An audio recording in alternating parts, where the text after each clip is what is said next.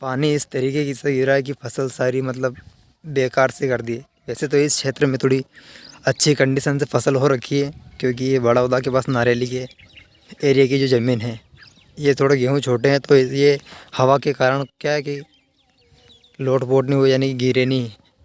अब जो महिदपुर तहसील के एरिया में जो भी जितनी भी फसलें हैं सारी नष्ट हो चुकी है।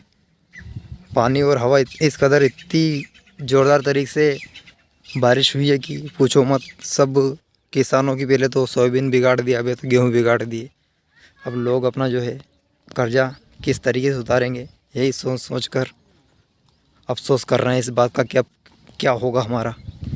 तो अब ये मुआवजे तक की बात तो चलो ठीक है, बाकी अब सरकार को तो कुछ करना ही पड़ेगा, क्योंकि अब ऐसे में तो किसान कुछ कर नहीं पाएंगे।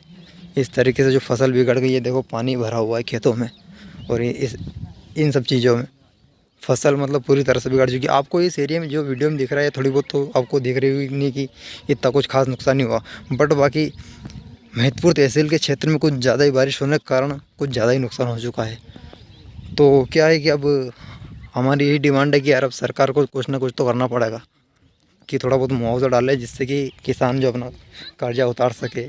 किसी की जो शादी होती है घर में, जिसके कुछ कार्यक्रम या फिर लोगों से पैसे ले रखे उनको देना पड़ते हैं, टाइम से बात रखना पड़ती है। इसलिए अब खैर हम ये नहीं कह रहे कि जो भी करा सरकार ने करा ऐसा वैसा कुछ भी नहीं, बट बाकी अब कुछ तो करना पड़ेगा ना। हैं, हम बैंक के भर रहे हैं, ऐसा वैसा कुछ कर रहे हैं, तो जो हम टैक्स भर रहे हैं, टैरिफ भर रहे हैं, सारा कर रहे हैं, तो अब किसान के लिए सरकार को भी कुछ ना कुछ तो करना पड़ेगा, जहाँ तक हमारा विचार है। और आगे अब सरकार की मर्ज़ी, हमारे कहने से क्या, जो सरकार चाहेगी उसके हिसाब से होएगा। बट बाकी नुकसान तो बहुत भारी हो चुका है, अब क्या कर सकते हैं। तो ठीक है अब यार, अब हम अगली बार, ऐसी बात नहीं कि हमने इसी बार से हार मान लिया, हम अगले साल फसल नहीं बोएंगे ये ऐसा वैसा, बाकी नहीं, हम सारा काम करेंगे A to Z। बट अगली बार भी अगर बिगड़ गई तो फिर मामला गंभीर हो जाएगा।